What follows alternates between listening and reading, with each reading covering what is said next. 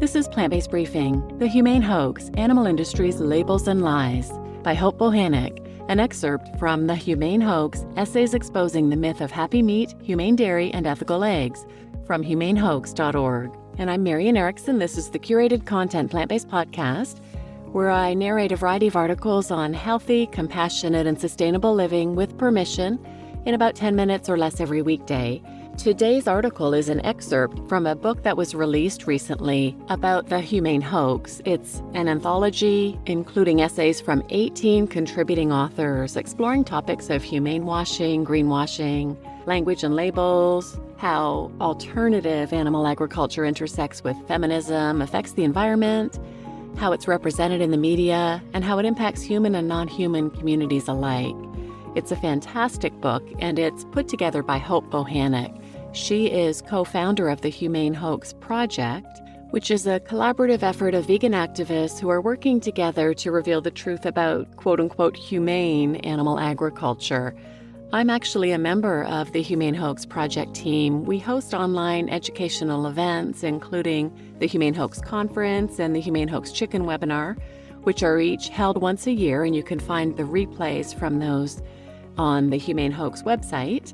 And I love working with Hope. She's been one of my mentors since going vegan a few years back.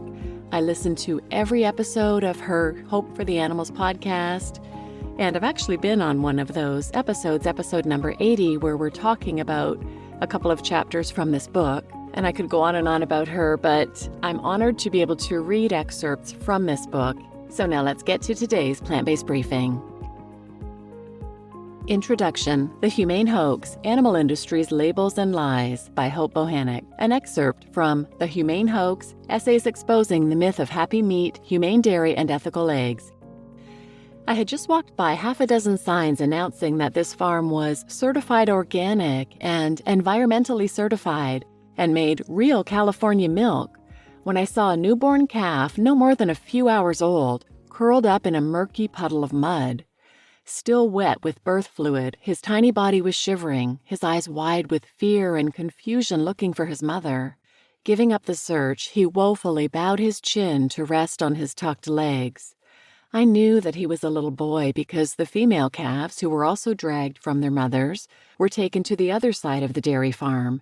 They were confined and sometimes chained to calf hutches, white plastic boxes lined up like milk cartons, where the baby girls are separated from their moms and from one another. But this little guy shivering in the mud is a byproduct of the dairy industry and considered worthless because he would never produce milk. A transport truck would soon arrive to take him and the other male calves to be sold at auction and killed for veal or beef. Despite what the industry would have consumers believe, the fundamental nature of animal agriculture doesn't magically change with a smaller venture, organic certification, or deceptive humane label. There are countless inherent cruelties that are ubiquitous in the production of meat, milk, and eggs, no matter the label or size of the farm. The Humane Hoax. It has been a decade since I wrote the first book on the subject of the humane hoax, called The Ultimate Betrayal: Is There Happy Meat? In that time, consumer awareness of the suffering of farmed animals in animal agriculture has grown, and so has the misleading quote-unquote alternative animal product offerings. Euphemistic labels like cage-free and certified humane are not as rare as they used to be when they were only seen in the dusty back corners of health food stores. These deceptive marketing schemes are now as common and numerous as cows in a feedlot. They can be found in ordinary places like mainstream grocery stores, TV advertisements, social media, and even your local coffee shop. For example, in 2010, eggs labeled cage-free were a mere 4% of the market. That had given rise to 16% by 2017, and the industry predicts that to meet consumer demand, cage-free production will rise to 71% of the market by 2026. Animal advocacy organizations, individual investigators, and academics alike have successfully exposed and publicized the animal agriculture industry for its cruelty and devastating environmental impacts. Yet the clever industry marketers counter with so-called humane labels, small-scale tall tales, and feel-good falsehoods. It has never been more important to educate consumers about the truth behind the industry's lies, and people are hungry for the truth. In animal rights forums, conferences, online, and other venues, the humane hoax has been gaining currency since the expression was first coined in 2015 at the Animal Rights National Conference. The humane hoax refers to the animal agriculture industry's marketing efforts that employ euphemistic rhetoric conveying a fraudulent narrative of the purported humane treatment and sustainable management of farmed animal operations. With the exploitation and abuse of animal agriculture effectively exposed, to obscure the blemishes, marketers are wrapping a cloak of deceiving euphemisms, serene stories, and sanguine descriptions around their industry in nearly all sectors. The increasing popularity of these misleading labels manifests across industry lines, from smaller farming operations to the much larger concentrated animal feeding operations, CAFOs, of industrial farming. Also tied to the humane hoax are small, non-commercial backyard farms operated by people attempting to do it yourself or DIY by raising and slaughtering farmed animals, generally motivated by good intentions, but the consequences are often no less cruel. Clearly, the need for the domination and exploitation of animals to be obscured and concealed in the innocuous, reassuring stories of peaceful pastures and happy animals is being felt by nearly all farming sectors, commercial or otherwise, that participate in violence against animals. This book seeks to engage in a thorough analysis regarding the ramifications of this widespread industry shift. It is a hopeful sign that consumers are demanding better treatment for animals, but the actual difference with humane labeling in the life and death experience for a farmed animal is sadly minimal.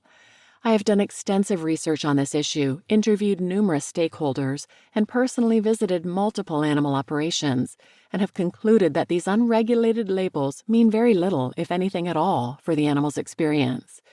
I have found, for example, that comparing hens confined in battery cages to those in cage-free floor systems bodes only slight improvements, and those can vary widely from operation to operation.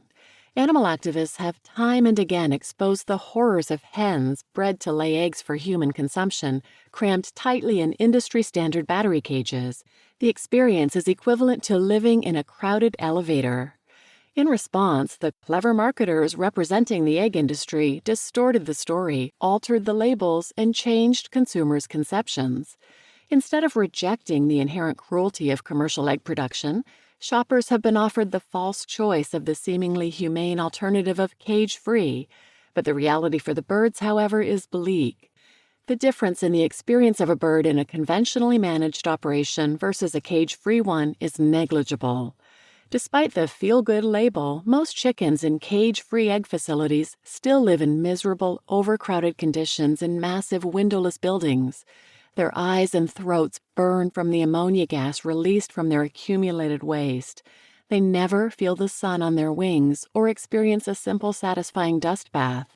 Irrespective of any label, all the birds still go to a brutal slaughter at a very young age. We must not let the deception of new marketing eclipse the fundamental cruelty of animal agriculture.